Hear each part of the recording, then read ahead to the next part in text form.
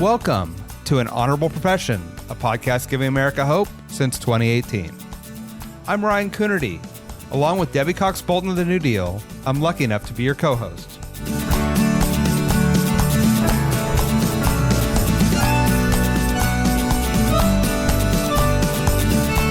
An Honorable Profession is a New Deal Leaders podcast. The New Deal is an organization that supports the next generation of American leaders.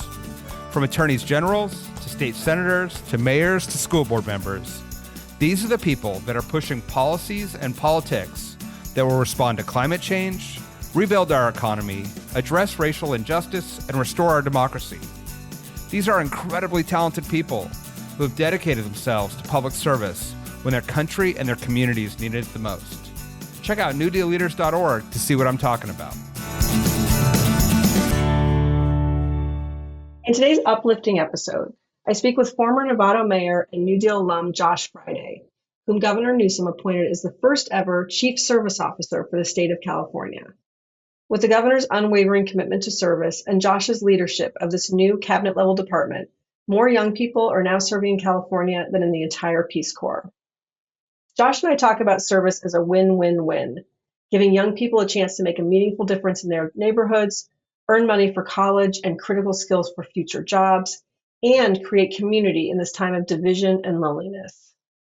In addition to sharing stories of hope from California's 4 programs, Josh shares good news about how service is spreading across the country and offers practical ways that state and local leaders, as well as businesses and individuals, can be part of the solution.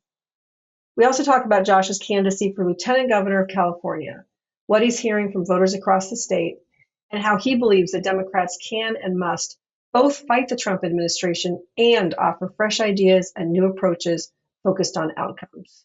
Hope you enjoy. All right, Josh Fryday, welcome to An Honorable Profession. So fun to be here. Thank you.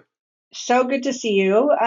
Excited to talk about all things service and what you've been up to and how you got here and all kinds of things. But I thought I'd just dive in to talk a little bit about the amazing work that you and the governor have been doing out here for the last several years around service and volunteerism.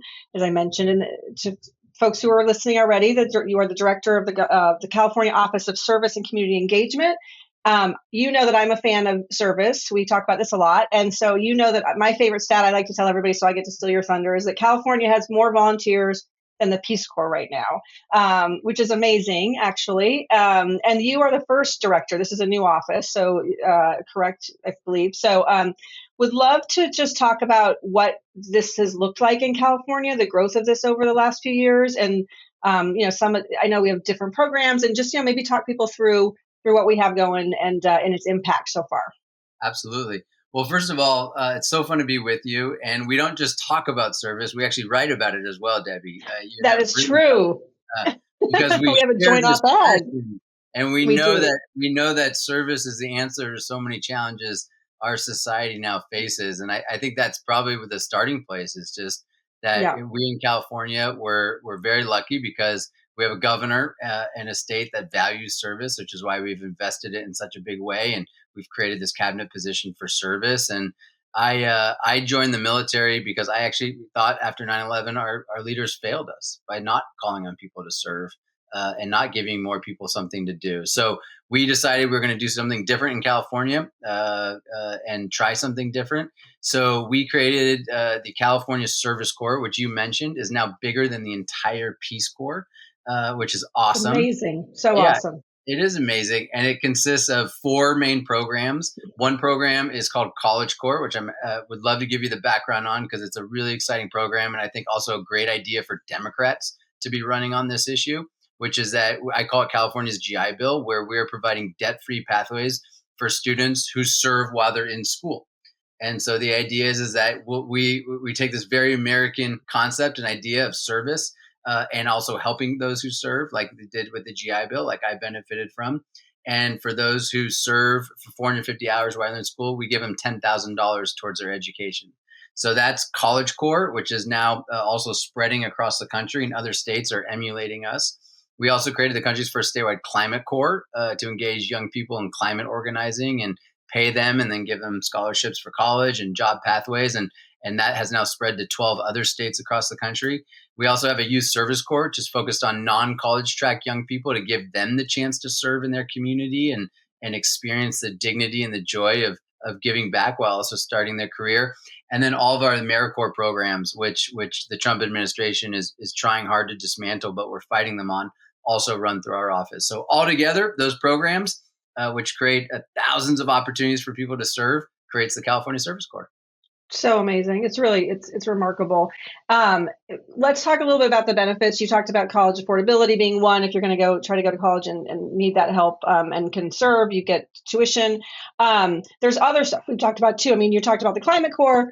We've got real things that need to happen in this state and around the country on climate. So what kinds of things are people doing when they're part of these service groups that are solving challenges that we're facing here in our state? Yeah, this is why we actually refer to these programs as a total win-win-win. It's a win for the service member for the reasons you said. One, we're helping making college more affordable. We're also providing job pathways. We're building social connection, building social capital, creating an opportunity to be part of something bigger than yourselves. But it's a huge win for our communities. Our Service Corps members last year served 5 million hours of service throughout the state of California. And the kinds of work that they're doing are solving some of the biggest challenges we have. So on climate, we are focused on fire mitigation, which in California is a huge issue with the wildfires that we face every year. We're also focused on edible food recovery because we know that one of the biggest contributors to greenhouse gases is food ending up in a landfill that shouldn't.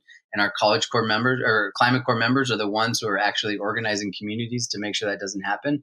And then urban greening and planting trees and gardens and in not food deserts, but in urban deserts. And so we give us a chance to focus on the issues that really matter, that make a huge difference.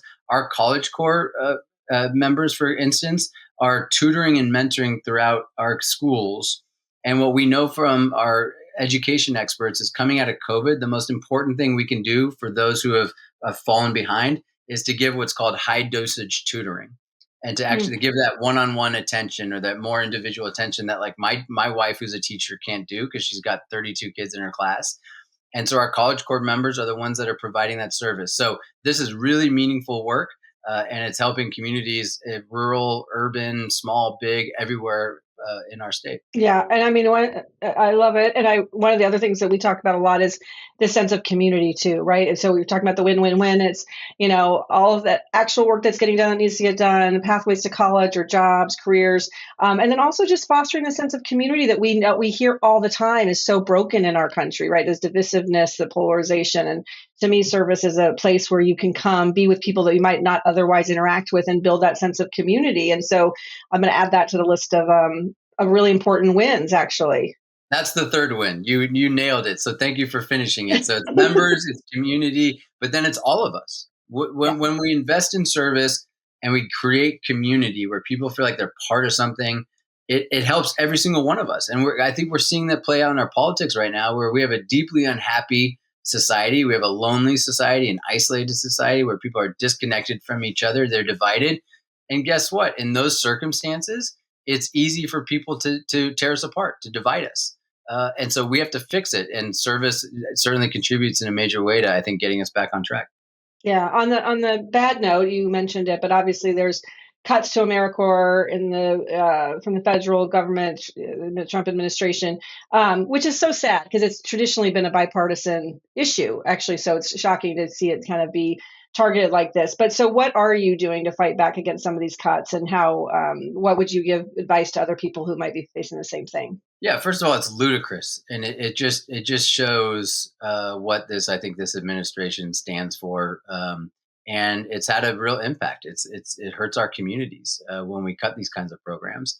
And so we have stood up from day one when they first tried to start dismantling AmeriCorps. We sued the administration, and we have a temporary injunction right now. We're continuing to fight the administration to release funds that Congress has already appropriated, and they're stalling on. So we're having to deal with that. And then we've also here in California have stepped up to make sure that we continue to invest in service. So in this last budget that just passed our legislature, the governor has not just doubled down by continuing our programs. We're actually expanding programs like College Corps, which means we're saying that California cares so much about service and about really honestly creating a different kind of society, the kind of society you talked about, where we work together, where we care about each other, we take care of each other. We care so much about that. We're going to invest in it, even as the federal administration and the Trump administration pulls back. Yeah, you talked a little bit about the fact that this is expanding across the country, which is super heartening. Yeah. You want to flag a couple of the other states that you think are doing a really good job? Yeah, we're super proud that states like Minnesota, Governor Walz has created the Minnesota College Corps based off of the California College Corps model. The state of New York has created the Empire State Corps, which they say is modeled after our College Corps program. So we're very proud that other states are taking some of these models and also are recognizing how important it is for states and local leaders to invest in service.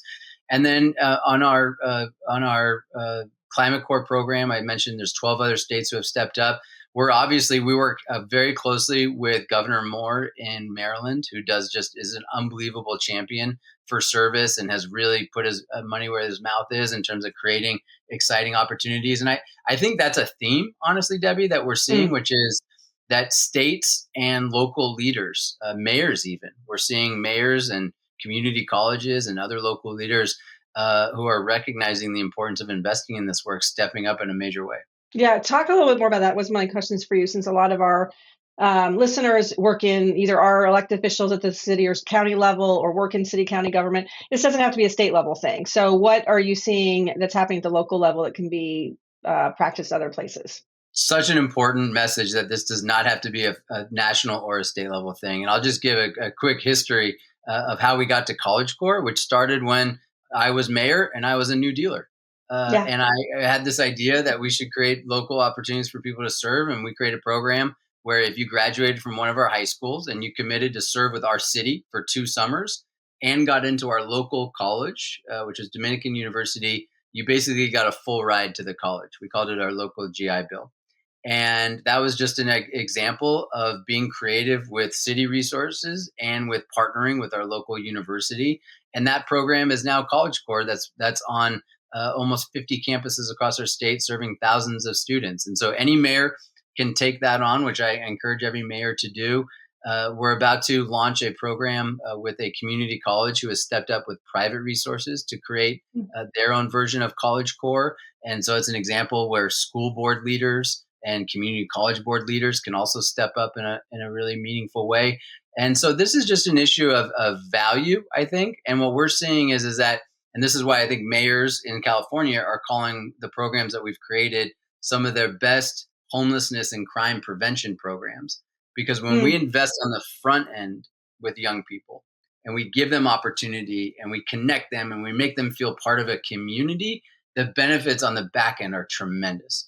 And we're seeing that. And it's why I think local leaders in California are stepping up in such a big way. Yeah, it really is honestly so exciting. I do wonder, and this is another thing we talk about a lot when we talk, but this idea that there really is this kind of not just attack on AmeriCorps specifically, but this kind of attack on public service and public servants generally. And this, whether it's through Doge and, all people who work in government must, be cut, this kind of bureaucrats are a bad name. And, that's not directly service, but it is people serving the public in some way. This idea of service, idea of giving back, it seems to be kind of taking a big hit. And I just wonder, I guess, are you seeing any impact, good or bad? I can see people doing, exactly what you said about your own experience. After 9/11, you thought it was really important to step up and go to the military. So are you seeing any impact yet in terms of the numbers of people applying in all of this, or not?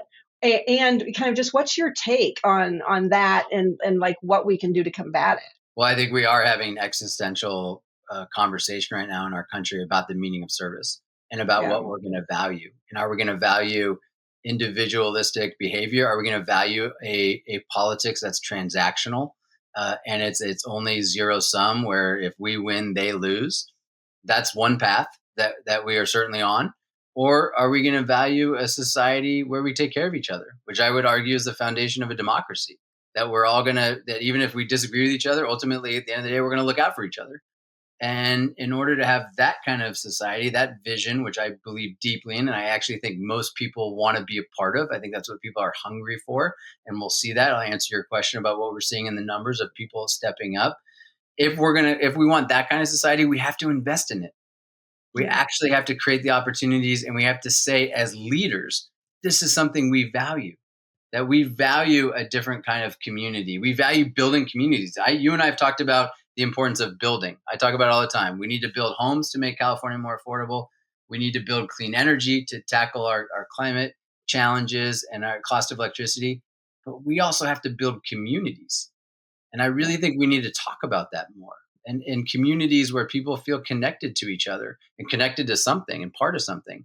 So we are in this existential, I think, conversation about which direction, and we can go in a very different direction that I think is dark, or we can turn this around, and that's what we're fighting for.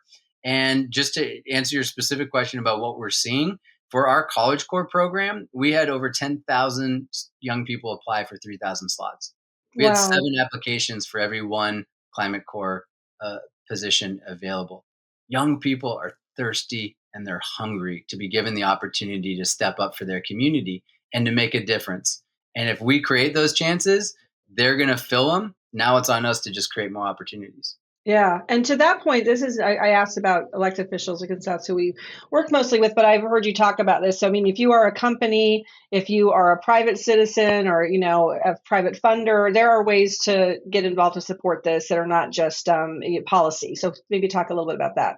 Totally. This is absolutely an all hands on deck moment, and we need everybody. So if you are a company, one of the things that we think is so important, and it's why we launched a program called Core to Career, which is to try to help our service members find a job and land and start their career, is we need private companies and businesses to raise their hand and say, we want to hire people who've served.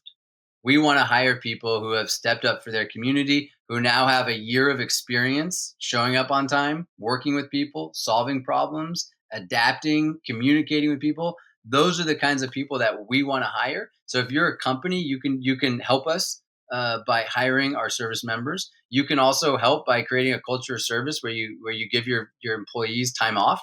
You encourage them to volunteer. You encourage them to be active in their community. That sends a really powerful message.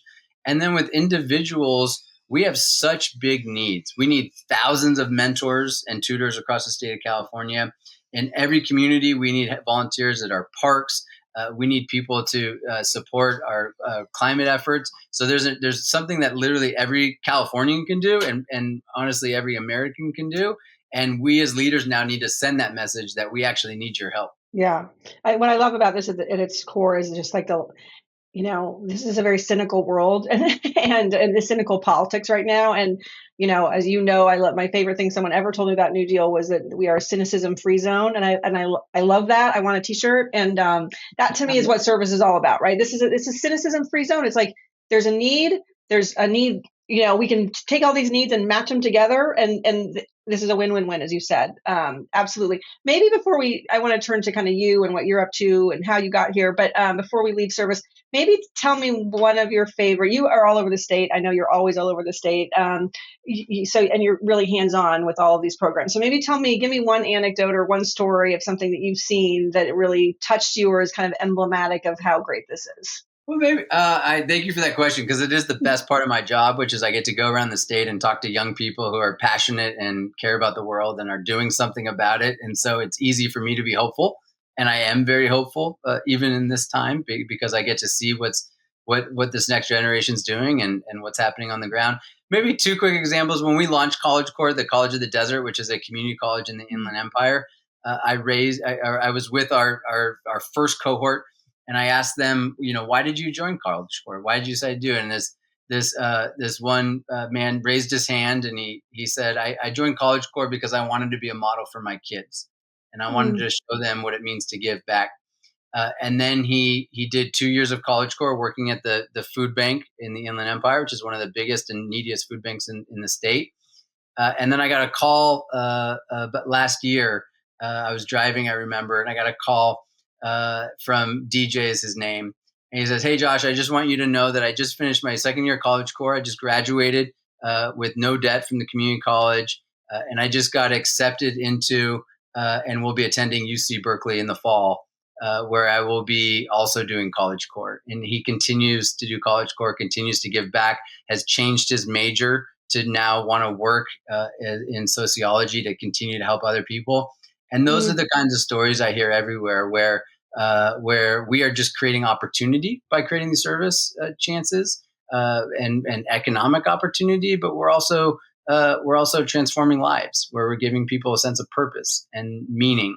And I see the impact. So that's a story that stands out. I can tell you about a young woman who, after the LA fires, called me and said, "I just want you to know that my family lost their home yesterday in the fires, but I'm down at the YMCA volunteering and stepping up because this is what we need right now. We need community more than ever."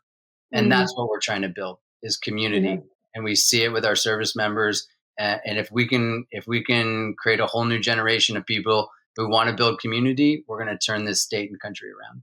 I love that. And I'm glad I asked that question, because I think the stories are the most important part, right? Of the anecdotes of how impactful this is and why the investment makes so much sense. You talked about you joining the military after 9/11. I mean, but beyond that, I mean, clearly service, you have a whole history of service. You pepper it in. I mean, I've actually never asked you to sit down and literally go through it. I'm not necessarily asking you to do that, because you've done so many interesting things, but so, you served in the military, you served your city as a city council member and as mayor. You've run some nonprofits that are, big national nonprofits that are focused on climate and on alleviating poverty. So clearly service is deep in you. Like, what do you attribute that to? What do you think? Was this something your parents were, instilled in you, or where did this come from in you, do you think? Yeah, certainly I have to give my parents a ton of credit. They deserve a ton of credit for instilling in me a sense of wanting to give back and being grateful for everything that we have as Americans and as Californians, and always being cognizant that there's always more to do and more justice to pursue. I was also very lucky, and one of the reasons I'm so passionate about giving young people these chances to serve that we're creating here in California is because when I had my first formal service experience when I was 17, I had a chance to go to the Dominican Republic with an organization called Amigos, where I worked in a small village with no running water, no electricity. I was the only, it was just me and my partner, who I just met that summer from North Dakota, who spoke English. The rest of it was Spanish. And it was the most informative and powerful summer of my life. It changed my life. And I got the bug. I got the service bug. Because I think anyone who's given the chance to serve and serves, I think what you come to realize is, as much good as you can do and as much change as you can create in this world, you always end up getting more back personally than you end up giving. It's fulfilling. It's what gives us meaning and purpose. And I found purpose in life through service. And so I've been fortunate that I've been able to continue that through the Navy and through local office, now in statewide office. And now what I'm most passionate about is ensuring that we can give a new generation the same opportunities that I had.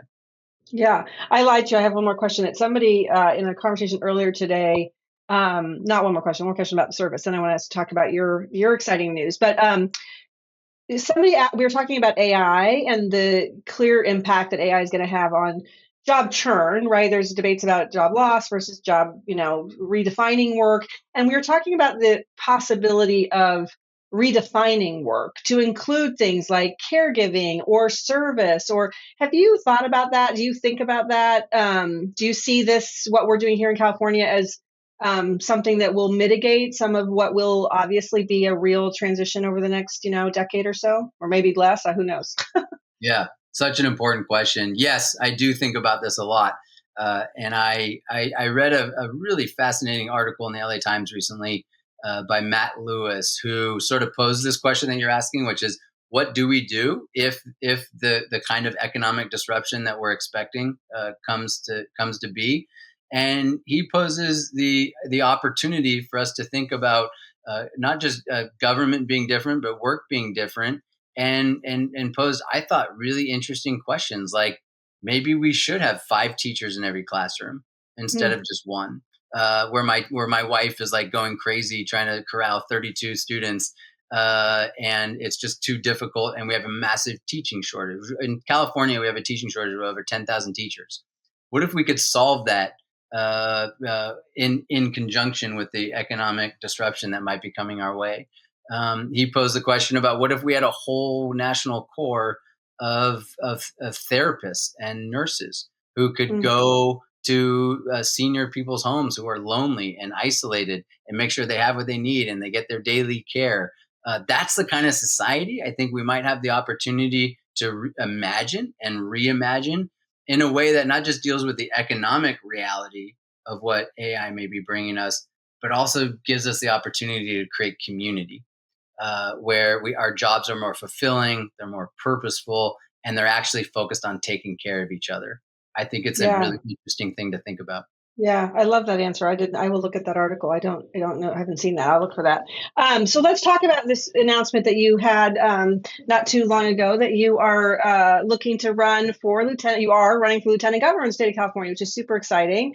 How's that going? And maybe, you've touched a lot already on some of what you care so passionately about and obviously would bring to that job. Service not being the least of that, but also some of this building.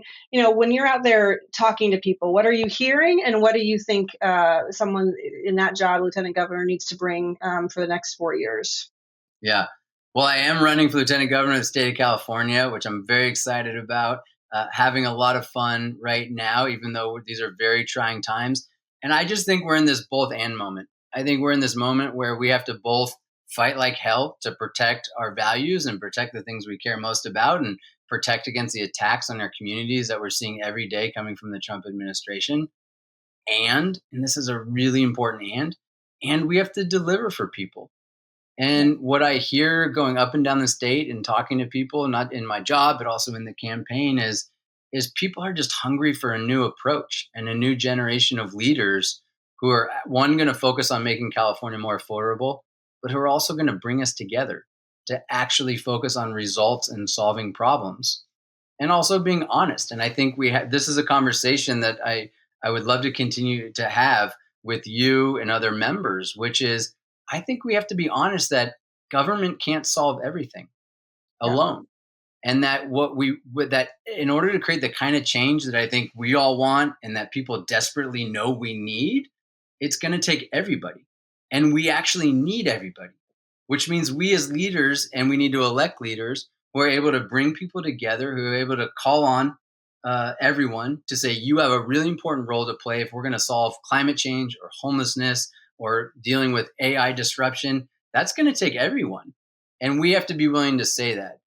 And that's what I'm talking about. And it's resonating. We're off to a great start with the campaign and we're just getting started. That's so great. And I do feel like, not to, I'll be positive in a second, but the negative part is just, it's the frustration is that spending 4 years talking about non-serious stuff and made up crises, as opposed to talking about the things that are actually really impacting our country and our world. And, it's so frustrating that we're not having these serious conversations right now at the federal level, but I think that we can have them at the state level, and that's hopeful. Talk a little bit more about the building piece, which is, I obviously completely concur about bringing people together and about having honest conversations about what government can and can't do. I do think there's a frustration that sometimes government gets in our own way. And as Democrats who believe that government can help solve problems, not solve every problem, I think you're making a really important distinction there, but can be a catalyst for change.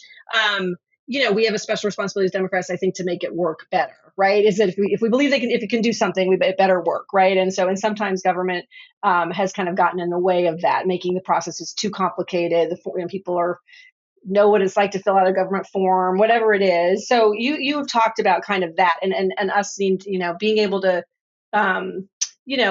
be a catalyst for those kinds of changes that you'd like to see. So talk a little bit more about that. Yeah, I talk about it because, as I said, we have to deliver for people. If we're gonna argue and try to persuade people that they should vote for us, we actually have to deliver on their lives. And I feel like, honestly, in too many instances, we've become the party of good intentions, and we stopped caring about outcomes. And at the end of the day, that's all we should care about. Do people have an affordable place to live? Are our kids learning? Are we getting homeless people off the street? Are people safe? That's all we should care about, in my opinion. And right. if we're not delivering, if we're not hitting the mark, we need a new approach. And we should be willing to say that, because and we should be willing, as you said, I think we should be the party that should be calling on government to be the most effective and the most efficient, because we're the party that believes government should actually help people, which I fundamentally do. And I've seen the impact it has. I've run you referenced the EITC program that I helped create and run. I've seen the impact that has on working families. I've seen the impact that these service programs that we've created out of government has on people. But if we're not willing to say that government should work better and be more efficient and be more effective and being willing to reform where we need to, then guess what? It's going to happen to us. And that's what's happening, I think, with DOGE and in the federal administration right now. So we missed the mark on that. We're behind the ball. And I just think we need to lead. That's why I think we need a new generation of leaders. We need a new approach. And we need to lead and say that government should be more efficient. We should be more focused on outcomes. And as we've talked about, I think we should be building. We should be building a shit ton of homes in California to lower the cost of living. It's crazy that my wife, I'll just share this example, who I've shared as a teacher, who has a degree from Berkeley, and a master's from Stanford, and has been an elementary school teacher, an incredible one, for almost 20 years, that her income would classify her as low income in many counties throughout California because of the cost of housing. In the fourth biggest economy in the country, that is crazy. In the world. Shameful. In the world. I'm sorry, you're right. The fourth biggest economy in the world. I knew that's what you meant. I'm just, yeah. It is what I meant. I was with you. I know. Thank you for keeping me honest. That's crazy. And so we have to fix that, and we have to fix it fast, and we have to build at the speed of need, which means we need to look at the regulations that you've talked about that have gotten in the way, that were, again, put in there for good intentions. But the outcome is we've strangled ourselves, we've suffocated ourselves, and we have to be willing to cut the red tape and make changes that we need to deliver for people. Yeah. And you're confident that this message is, because I think there'll be some who are saying, that this is not the time for a message that is hopeful, that is right. You know what I mean? That there's this, we gotta when they go low, we go lower, that kind of, and that's not how I feel. That's not what I hear you saying is, not that you don't fight back, you got to fight back, but that we can still hold on to these values that we care about community and about service and about bringing people together, not dividing them. You kind of alluded to it, but I'll let you end on kind of what you're hearing about why you're confident that's going to resonate with people. We have to. And here's why. And here's what I think is resonating with people in the campaign that I'm running is at some point we are going to come out of this nightmare that we're living through with the Trump administration. And the question is will we have new ideas and new approaches and a vision that will excite people? It's why I think the lieutenant governor is such an exciting position, because it's the only position in California that sits on all three boards of higher education. And I want California to be the first state in the union that has universal service, where every young person is given the chance to serve. That's an idea that I know is exciting. It's a good policy. It's good for our communities, and it's really good politics. And we have to talk about these new ideas if we're going to have a chance at winning and making sure people like Donald Trump don't ever end up in office again. Yeah. Well, here. I love that. And I'm so grateful for you coming to spend some time. I know you're on the campaign trail, but both to talk about service and what other people can do around the country to further that idea in their communities and in their states, but also, what you're seeing on the campaign trail and what you would bring to the office. So thanks very much for hanging out with me for a little while today, Josh. Thank you. Talking service with you is always the best part of my day. We can do it all. We can do it all day long. We got more. We got hours more, but we'll let it go for now. Thank you again. Talk to you real soon. Appreciate you. An Honorable Profession is a New Deal Leaders podcast. Thanks to the team at New Deal for producing this episode. We encourage you to bring honor to public service, and because we keep things honorable, no tax dollars are used in the making of this podcast.